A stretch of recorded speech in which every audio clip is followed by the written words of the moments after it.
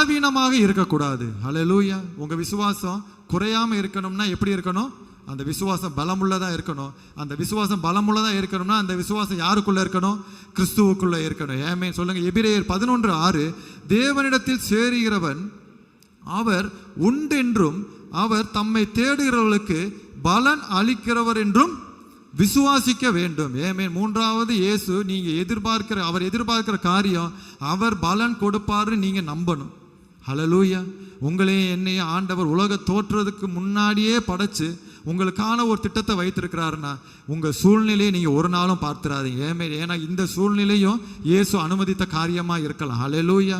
ஒருவேளை பள்ளத்துல விழுந்தாதான் நம்ம ராஜாவா ஆகணும்னா நம்ம பள்ளத்துல விழ வேண்டிய சூழ்நிலை இருக்கும். ஆனா அப்பொழுதும் பாருங்க, இயேசு உண்டென்று, ஆமென், அவர் உண்டென்றும் அவர் தம்மை தேடுகிறவர்களுக்கு பலன் அளிக்கிறவர் என்றும் விசுவாசிக்க வேண்டும். நீங்க எந்த சூழ்நிலைகளா இருந்தாலும்